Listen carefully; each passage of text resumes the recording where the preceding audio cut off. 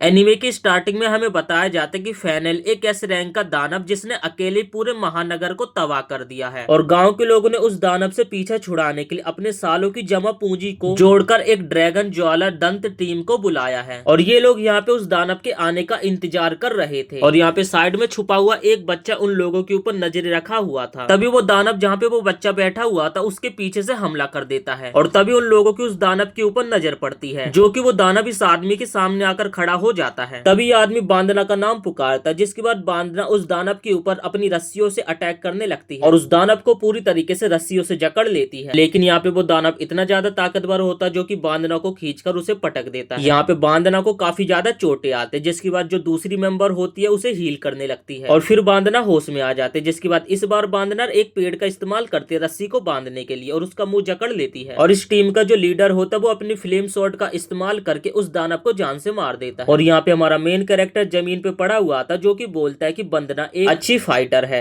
और मार्फिस एक प्रिस्टिस है और जो हमारी टीम का लीडर है वो एक फ्लेयर वॉरियर है। और फेनल को मरा हुआ देखकर जो शहर के सारे लोग थे वो काफी ज्यादा खुश होने लगते हैं। और यहाँ पे जो ड्रैगन ज्वाला दंत टीम को इन लोगों ने मदद के लिए बुलाया था वो सभी इन लोगों की नजरों में हीरो बन जाते हैं। फिर अपना मेन कैरेक्टर अपने मन में सोचते कि पर अफसोस मेरी कहानी कोई नहीं सुनता है, इन सभी में से मैं भी एक हूँ जो कि किसी काम का नहीं हूँ, लेकिन मैं इन सभी की सेवा करता हूँ। दरअसल ये यहाँ पे अपनी बुराई कर रहा था क्योंकि इसे कोई मैजिक नहीं आता, लेकिन ये एक हंटर का काम करता है। इसके बाद हमें अगले दिन का सीन दिखाया जाता है जहाँ पर ये सभी लोग खाना खा रहे थे। तभी जो गैंग का लीडर होता है वो बोलता है कि बेकार है, इस गांव में कोई ढंग का खाना नहीं मिलता है क्या। और फिर ये लीडर चिल्लाकर किसी को खाना बनाने का ऑर्डर देने लगता है। तभी कूरे बोलता है कि हाँ मैं जल्दी से खाना बना देता हूँ। तभी बांदना बोलती है कि हाँ आज खाना खिला दो, क्योंकि आज की बात तुम्हारा हमें हाथ का खाना खाने को थोड़ी ना मिलेगा। ये सुनकर कूरो एकदम हैरान हो जाता है और वो पूछता है कि माफ करना मैं कुछ समझा नहीं। तभी जो गैंग का लीडर होता है वो बोलते कि बेवकूफ तुम्हारी छुट्टी हो गई है। तभी कूरो बोलते कि क्या हुआ, मुझसे किसी काम में गलती हुई है क्या। तभी लीडर बोलता है कि ये काम कोई काम भी है, तुमने आज तक एक मच्छर को भी नहीं मारा है। फिर ये हीलिंग मैजिक इस्तेमाल करने वाली लड़की बोलती कि चौकड़ी का मतलब है 4 लोग और इस दुनिया का यही नियम है, अगर हमें अपनी ताकत को बढ़ाना है तो हमें अपने साथ एक ऊंचे दर्जे के उस्ताद को रखना पड़ेगा। तभी बांदना बोलते कि यानी चौकड़ी में से एक बंदे को बाहर निकालना पड़ेगा। फिर वो बोलती कि तुम हमारा सामान उठाते हो लेकिन कूरे तुम हमारे लिए बोझ हो। तभी कूरो बोलते कि प्लीज लीडर मेरे साथ ऐसा मत करो, लेकिन लीडर कूरो की बातों को नहीं सुनता और उसके पेट पे एक जोर की लात मार देता है। और ये देखकर वो दोनों हंटर बैठी हुई कूरो के ऊपर मुस्कुरा रही थी। तभी हम देखते कि कूरो उन लोगों का साथ छोड़ देता और कहीं पे जाने लगता है। वो दूसरी जगह पर आकर काफी ज्यादा उदास था क्योंकि उसके पैसे खत्म होने वाले थे। फिर वो अपने मन में सोचता है कि मुझे कुछ काम चाहिए, जिसके बाद वो एक हेलो वर्क स्टेशन में चला जाता है। वो वहाँ पे हिम्मत करके अंदर घुसता है, तभी उसके सामने एक लड़की आ जाती है। तभी वो लड़की उसके पास आकर बोलती क्या तुम्हें कुछ काम चाहिए या फिर तुम कहीं पे हायर होना चाहते हो। तभी कूरो खुश हो जाता और वो बोलते कि मुझे कुछ काम चाहिए और मैं यहाँ पे काम ढूंढने के लिए आया हूँ। तभी वो लड़की बोलती कि ठीक है, लेकिन उससे पहले तुम्हें एक इंटरव्यू देना पड़ेगा और जिसमें तुम्हारा टेस्ट होगा, अगर तुम उस टेस्ट को पास कर लोगे तो तुम इस जॉब के लिए फिक्स हो। तभी रिसेप्शनिस्ट कूरो की एज पूछते, जिसके बाद हमें पता चलता है कि कूरो तो अभी 15 साल का है। इसके बाद रिसेप्शनिस्ट उससे पूछते कि इससे पहले तुम कहाँ काम करते थे। तभी कूरो निराश होकर बताते कि मैं फ्लैमिंग ड्रैगन गिल्ड में काम करता था। तभी रिसेप्शनिस्ट एकदम हैरान हो जाते और वो बोलते ये पार्टी तो अभी कुछ दिन पहले एसएस रैंक में पहुंच चुकी है। तभी कूरो निराश होकर बोलते कि लेकिन उन लोगों ने मुझे निकाल दिया है। तभी रिसेप्शनिस्ट बोलती कि तुम निराश मत हो, क्योंकि तुम्हारा अब एप्टीट्यूड टेस्ट होगा और तुम्हें गॉड से क्या टैलेंट मिला है तो हम वही चेक करने वाले हैं और इस टेस्ट से शायद तुम्हारा हिडन टैलेंट भी बाहर निकल सकता है। ये सुनकर कूरो काफी ज्यादा खुश हो जाता है। फिर हम देखते कि यहाँ पे कुछ रैंक्स होते जिसमें CBAS SSS रैंक्स होती है और ये सब वो अपने मन में सोच रहा था कि मैं कौन सी रैंक का होऊंगा। लेकिन जब उसके टेस्ट का रिजल्ट आता तो सब में G लिखा होता, मतलब कि वो एकदम नकारा जिसे कुछ भी नहीं आता है। तभी रिसेप्शनिस्ट बोलते कि कोई बात नहीं, तुम चिंता मत करो, क्योंकि अभी हम तुम्हारा ब्लैक स्मिथ और अल्केनिक का टेस्ट नहीं लिया, क्या पता उसमें तुम्हारा कुछ हो जाए। लेकिन उसे रिसेप्शनिस्ट बताती कि वो टेस्ट 1 हफ्ते के बाद होगा। तभी कूरो बोलते कि सच बताओ कि मेरे पास बहुत कम पैसे बचे हैं। जिसके बाद रिसेप्शनिस्ट को उसकी हालत देखकर काफी ज्यादा बुरा लगता है। जिसके बाद रिसेप्शनिस्ट बोलती क्या तुम वहाँ पे पड़े सैंडबैग को उठा सकते हो। जिसके बाद कूरो वहाँ पे जाके सैंडबैग को उठाने की कोशिश करता है, लेकिन वो काफी ज्यादा भारी होते जिस कारण उसे दिक्कत होने लगती है। लेकिन जैसे तैसे कूरो यहाँ पे उन बैग्स को उठाने की कोशिश कर रहा था। जिसके बाद रिसेप्शनिस्ट बोलती है ओ अच्छा, तो तुम कंस्ट्रक्शन का काम काफी अच्छे तरीके से कर सकते हो, तो मैं तुम्हारी उस बारे में बात करती हूँ। ये सुनकर कूरो काफी ज्यादा खुश हो जाता है और वो बोलता है कि सच बताऊं कि तुम्हारा बहुत बहुत शुक्रिया। अब अगले सीन में हम देखते हैं कि कूरो वहाँ पे पहुंच जाता है, लेकिन जो ठेकेदार होता है वो थोड़ा सा हैरान हो रहा था। तभी वो बंदा बोलते कि अभी हमारे पास काम के लिए लोग कम है, चलो मैं तुम्हें काम पर रख लेता हूँ। जिसके बाद वो बंदा कूरो को काम समझाता है कि देखो तुम्हें सीमेंट का घोल बनाना है और फिर तुम्हें दीवार के ऊपर प्लास्टर कर देना। लेकिन वो काफी ज्यादा निराश था। फिर वो कूरो को बोलते कि मैं 3 घंटे बाद तुम्हारा काम देखने के लिए आऊंगा, और जब मैं तुम्हारा काम देखने के लिए आऊँ तो आधे से ज्यादा काम हो जाना चाहिए। कूरो यहाँ पे थोड़ा हैरान था क्योंकि कभी उसने ऐसा काम नहीं करा था। और कुछ घंटों बाद जैसे वो बंदा वहाँ पे देखने के लिए आता तो वो बंदा काफी ज्यादा हैरान हो जाता है, क्योंकि वहाँ पे कूरो ने पूरी की पूरी आधे से ज्यादा दीवार को व्हाइट पेंट कर दिया था, और वो सच में उसने अच्छा काम किया था। जिसके बाद कूरो उस कंस्ट्रक्शन वाले बंदे से माफी मांगने लगता है। वो बोलते कि मुझे माफ कर देना, सीमेंट खत्म हो गया था जिस कारण मैं इतनी दीवार को पुताई कर पाया। लेकिन यहाँ पे वो कंस्ट्रक्शन वाला बंदा काफी ज्यादा हैरान था। फिर वो बोलते कि मैंने तो तुम्हें ऊंचाई पे चढ़ने के लिए कुछ दिया भी नहीं था, और आखिरकार तुमने ऊपर कैसे पेंट करा। तभी कूरो कहता कि मैंने लकड़ी का जुगाड़ करके कुछ इस तरीके से ऊपर वाला हिस्सा पेंट कर दिया था। तभी वो बंदा बोलता कि ठीक है, तुमने आज बहुत अच्छा काम किया, लेकिन आज के लिए तुम्हारे लिए बस इतना है। जिसके बाद वो बंदा कूरो को पैसे पे कर देता है, और वो बोलता है कि मैं बस तुम्हें इतने पैसे पे कर सकता हूँ, और जो बाकी का पैसे है वो मैं तुम्हारे बैंक में ट्रांसफर कर दूंगा। लेकिन यहाँ पे जो कूरो होता है उसे तो इतना कम पैसे भी ज्यादा लग रहा था। जिसके बाद वो काफी ज्यादा खुश हो जाता है, और वो अपने मन में बोलता है कि कल मैं और अच्छा काम करूंगा। तभी हम देखते कि कूरो को काम करते करते पूरे 2 दिन बीत जाते, और उसने बेस्ट की जितनी भी दीवार थी सबको पेंट कर दिया था। जिसके बाद वो बंदा कहता है कि तुम्हें कल से आने की कोई भी जरूरत नहीं है। तभी कूरो कहता है कि क्या हुआ सर, मैंने आखिर ऐसा क्या कर दिया। तभी वो कंस्ट्रक्शन वाला बंदा बोलता है कि अगर तुम इतने जल्दी काम सारा कर दोगे तो बाकी के जो लोग हैं वो भूखे पेट मर जाएंगे। और फिर वो उसके पेमेंट काम करने के तौर पे उसे पे कर देता है, और वो बोलता है कि और पेमेंट मैं तुम्हारे बैंक में भेज दूंगा। यहाँ पर तो कूरो को कुछ भी समझ नहीं आ रहा था कि आखिर वो बंदा कहना क्या चाहता था उससे। अब अगले सीन में कूरो उस वर्कशॉप में पहुंच जाता है और उस रिसेप्शनिस्ट को सब चीजें बताता है। तभी रिसेप्शनिस्ट कहते हैं कि अभी भी तुम्हारे टेस्ट की डिटेल आने में 3-4 दिन लग जाएंगे। तभी हम देखते कि साइड में एक दूसरी रिसेप्शनिस्ट से एक लड़की लड़ने लगती है। तभी वो रिसेप्शनिस्ट उन लोगों के पास जाकर पूछती है कि यहाँ पर क्या चल रहा है। तभी हमें पता चलता है कि वो लड़की एक माइनर को हायर करना चाहती है, और वो लड़की उस माइनर को तभी पेमेंट करेगी जब उसका काम सक्सेसफुल हो जाएगा। तभी वहाँ पे कूरो आ जाता है जो कि बोलते कि मैं आपका काम करना चाहता हूँ। तभी रिसेप्शनिस्ट कूरो को समझाते कि एक बार और सोच लो, क्या पता तुम्हें इस काम करने के बाद तुम्हें पैसे मिले भी नहीं। तभी वो लड़की बोलती कि सॉरी, मैं इस बच्चे को हायर नहीं करना चाहती, क्या कोई और नहीं है। तभी रिसेप्शनिस्ट बोलती कि सॉरी, यहाँ पर कोई और नहीं, अगर आप किसी दूसरे को ले जाना चाहते तो कम से कम आपको 10 सिल्वर कॉइन की जरूरत पड़ेगी। ये सुनकर वो लड़की काफी ज्यादा हैरान हो जाती है, और वो बोलती कि छोड़ो कूरो, मैं तुम्हें चुनती हूँ और मेरे साथ चलो। और फिर कूरो उस लड़की के पीछे पीछे चले जाता है। जिसके बाद जो रिसेप्शनिस्ट होती है वो कूरो के जाने के बाद उसके बारे में ही सोचने लगती है, और वो बोलती है कि कूरो सच में काफी ज्यादा क्यूट और अट्रैक्टिव है। तभी जो वहाँ पे खड़ी दूसरी रिसेप्शनिस्ट होती है वो उसे जगा देती है, और वो बोलती कि तुम कहाँ पे खो गई। वो बोलती कि देखो यहाँ पे कूरो की पेमेंट आई है, और इसे खोलकर देखो कि उसके अंदर कितने पैसे हैं।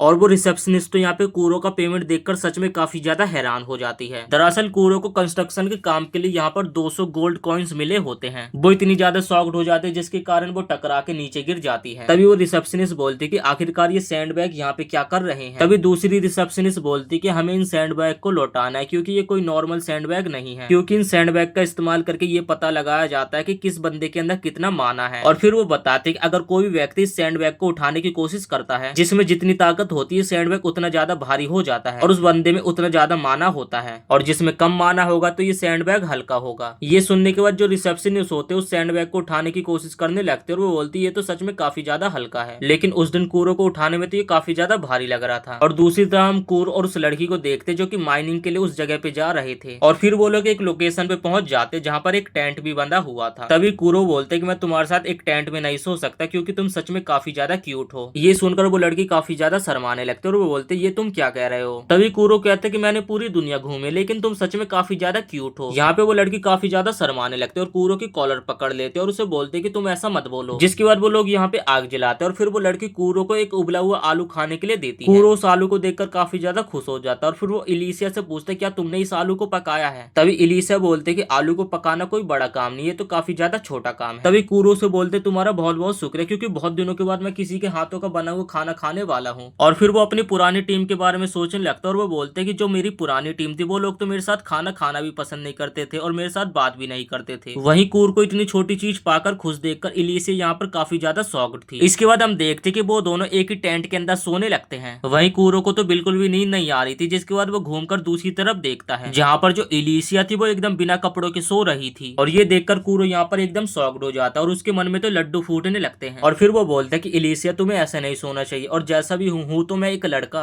और इसके बाद कूरो बाहर चला जाता है। तभी इलिसिया अपने मन में सोचते कि हम दोनों को एक साथ एक हफ्ते रहना है और मैं चेक कर रही हूँ कि तुम एक अच्छे लड़के हो या फिर बुरे। दरअसल यहाँ पे इलिसिया कूरो का टेस्ट ले रही थी और फिर वो बोलती कि मुझे पता चल गया कि तुम एक अच्छे लड़के हो। इसके बाद वो उठती है और वो देखती है कि जो कूरो था वो तो बाहर ही सो गया था। तभी कूर कहता है कि जल्दी रेडी हो जाए क्योंकि हमें एक हफ्ते के अंदर 10 गोल्ड कॉइन जमा करने हैं। तभी कूर उससे पूछते क्या तुमने जगह डिसाइड कर ली कि हमें कहाँ पे जाना है। तभी इलिसिया बोलते कि आसपास में कर लेंगे। तभी कूरो कहता है कि मैं चेक करके आता हूँ कि कहाँ पे हमें माइनिंग करने में ज्यादा फायदा है। अगले सीन में हम देखते हैं कि कूरो इलिसिया को लेकर कहीं पर आ जाता है और फिर वो इलिसिया को उस जगह पे लाकर एक पत्थर तोड़कर दिखाने लगता है। उस पत्थर के अंदर क्रिस्टल होता है। ये देखकर इलिसिया एकदम हैरान हो जाती है और ऐसे कुछ देर तक काम करने के बाद कूर तो काफी सारे क्रिस्टल को इकट्ठा कर लेता है। ये देखकर इलिसिया काफी ज्यादा शॉक्ड हो जाते और वो कूर से पूछते क्या हम इसे बेचने वाले हैं। तभी कूर कहता है कि नहीं, हम इसे ऐसे नहीं बेचेंगे। अगर हम इसे ऐसे बेचेंगे तो इनकी कीमत कम हो जाएगी। पहले हम इन क्रिस्टल को मैजिक स्टोन में बदल लेते जिससे इनकी कीमत दुगनी हो जाएगी। इलिसिया बोलते उसके लिए तो लेकिन हमें एक मैजिक मैन की जरूरत पड़ेगी। तभी हम देखते कूर तो कुछ ही सेकंड में उन क्रिस्टल्स को मैजिक स्टोन में बदल देता है। ये देखकर इलिसिया काफी ज्यादा हैरान हो जाते जिसके बाद वो बोलते सबसे छोटा मैजिक स्टोन बनाने के लिए भी मैजिक मैन को काफी ज्यादा मेहनत लगती है, लेकिन तुमने तो इसे कुछ ही सेकंडों में बना दिया है। लेकिन ये देखकर तो कूरो यहाँ पे काफी ज्यादा हैरान हो जाता। उसे ये बात कुछ भी समझ नहीं आ रही थी कि इलिसिया उसे क्या कह रही है। फिर कूरो अपने मन में सोच रहा था कि जो ज्यादा देर तक क्रिस्टल्स को बनाता उसके अंदर ज्यादा माना होता होगा और जो कम समय में क्रिस्टल्स को बनाता उसके अंदर कम माना होता होगा। लेकिन यहाँ पे कूरो को ये सब कुछ भी समझ नहीं आ रहा था। तभी इलिसिया अपने मन में सोचती लगता है इसे मेरी बात बिल्कुल भी समझ नहीं आ रही है। अब अगले सीन में हम देखते जो इलिसिया होती है वो कूरो को बोलती कि मैं इन मैजिक क्रिस्टल्स को बेच कर आती हूँ, तुम जाओ, यहाँ पे मुझे कुछ काम है, मैं तुम्हें यहाँ पे सुबह मिलूंगी। तभी इलिसिया अपने मन में सोच रही थी कि ये लड़का सच में काफी ज्यादा क्यूट है। सीन चेंज होता और यहाँ पर हम इलिसिया को देखते जो कि उन मैजिक क्रिस्टल्स को बेचने के लिए आई थी। तभी वहाँ पे जो बंदा होता वो इलिसिया से पूछता है कि आखिर ये क्रिस्टल किस मैजिशियन ने बनाए। यहाँ पे इलिसिया फंस जाती और वो अपने मन में सोचते मुझे पता था कि ये लोग यही सवाल पूछने वाले हैं। जिसके बाद वो अपने एक रॉयल स्वॉर्ड निकालती है। फिर वो बंदा बोलते कि प्लीज सॉरी, मुझे माफ कर। फिर इलिसिया उस बंदे से बोलती कि मैं तुम्हारा टेलीपोर्टेशन स्टोन का इस्तेमाल करना चाहती हूँ क्योंकि मुझे किंगडम जाना है। जिसके बाद इलिसिया टेलीपोर्टेशन का यूज करके किंगडम की एक दुकान में पहुंच जाती है। फिर इलिसिया वहाँ पे जाके एक छोटे से मैजिकल क्रिस्टल को उस लड़की को दिखाती है। तभी वो लड़की बोलती ये स्टोन तो काफी ज्यादा कमजोर लग रहा है जिस कारण तुम्हें इसका ज्यादा अमाउंट नहीं मिलेगा। तभी वो बोलते लगभग इसके तो कम से कम 10 सिल्वर कॉइन तो मिल ही जाएंगे। तभी वो लड़की बोलती कि एक सेकंड रुको, मैं इसे अच्छे से चेक करके आती हूँ। और जब वो लड़की इस स्टोन को चेक करके आती तो इलिसिया को बोलती इसके बदले तुम्हें 10 गोल्ड कॉइन मिल जाएंगे। ये सुनकर इलिसिया काफी ज्यादा हैरान हो जाते और वो बोलती आखिर ये तुम क्या कह रही हो। जिसके बाद वो लड़की बोलती भले इसके अंदर जो माना वो काफी ज्यादा कम ग्लो कर रहा है, लेकिन जो इसके अंदर माना है वो काफी ज्यादा स्ट्रॉन्ग है और इसे अच्छे से सील किया गया है। और फिर इलिसिया बाकी के 49 मैजिकल स्टोन को भी उस लड़की को दे देती है और बदले में इलिसिया को 500 गोल्ड कॉइन्स मिल जाते हैं। ये देखकर इलिसिया काफी ज्यादा हैरान हो जाती है। जिसके बाद वो लड़की बोलती है कि मैं तुमसे कुछ पूछना चाहती हूँ। जिसके बाद वो लड़की बोलती है कि तुम इन क्रिस्टल्स को मेरी दुकान के अलावा किसी और दुकान में नहीं बेचोगी। तभी वो लड़की इलिसिया से पूछती कि आखिरकार इन क्रिस्टल्स को किसने बनाया। तभी इलिसिया बोलती कि सॉरी, मैं तुम्हें ये बात नहीं बता सकती, ये एकदम सीक्रेट है। तभी वो लड़की इलिसिया को जोड़ देते और वो बोलती कि प्लीज मुझे बताओ, मुझे ये बात जाननी है। तभी इलिसिया बोलती कि सॉरी, मैं उसको बिना बताए किसी को भी उसकी आइडेंटिटी नहीं बता सकती हूँ। तभी वो लड़की इलिसिया को बोलती कि ठीक है, लेकिन वो जो तुम्हारे साथ का बंदा वो इतना अच्छा काम कर रहा जिस कारण उसे किंगडम में भी काम मिल सकता है। ये सुनकर इलिसिया बोलती कि ठीक है, मैं उससे बात करने की कोशिश करूंगी। इसके बाद इलिसिया उसी वर्कशॉप में आ जाती है और वो उस रिसेप्शनिस्ट से पूछती कि मुझे तुमसे कुछ बात करनी है। तभी रिसेप्शनिस्ट बोलती कि सॉरी, मुझे भी तुमसे कुछ बात करनी है। और तब उन दोनों के मन में यही सवाल होता कि कूर आखिर कौन है। तभी रिसेप्शनिस्ट बोलती कि प्लीज मुझे माफ कर देना, मैं किसी की आइडेंटिटी बिना उसे बताए किसी दूसरे को नहीं बता सकती हूँ। इसके बाद इलिसिया अपना वही शाही मेडल निकालती है और वो जहाँ पे रिसेप्शनिस्ट होती है वो सारी चीजें उसे बताने लगती है जो उसको कूर के बारे में पता थी। और तभी इलिसिया को पता चलता है जो कूर है वो बस एक जी रैंक का हंटर है और पहले वो एक बड़ी सी टीम में काम करता था जिसे टीम से बाहर निकाल दिया गया है। फिर इलिसिया बोलती है जो 500 गोल्डन कॉइन्स है वो कूर के बैंक में डाल देना। और ये देखकर तो वो रिसेप्शनिस्ट होती है वो काफी ज्यादा हैरान हो जाती है और फिर वो रिसेप्शनिस्ट को बोलती है कि मैं तुमसे एक बात बोलना चाहती हूँ कि किसी को भी बेवजह कूर की आइडेंटिटी मत बताना क्योंकि उसे खतरा हो सकता है। और ये सुनकर वो रिसेप्शनिस्ट भी मान जाती है। अब अगले दिन सुबह इलिसिया उसी जगह पे पहुंच जाते तो वो ये देखकर काफी ज्यादा हैरान हो जाती है कि कूर ने रातों रात उस जंगल में एक सुंदर सा घर बना दिया है। और तभी इलिसिया उससे शॉक्ड होकर पूछते कि आखिर तुमने रातों रात में इस घर को कैसे बना दिया। तभी कूर बोलते कि इतनी हैरान होने की क्या बात है, हमारे गाँव में तो कुछ ही घंटों में एक लकड़ी के घर को बना दिया जाता है। और इसी के साथ दोस्तों जो हमारा एपिसोड 1 होता है वो खत्म हो जाता है। वीडियो पसंद आई तो वीडियो को एक लाइक करके चैनल को भी सब्सक्राइब जरूर से कर देना।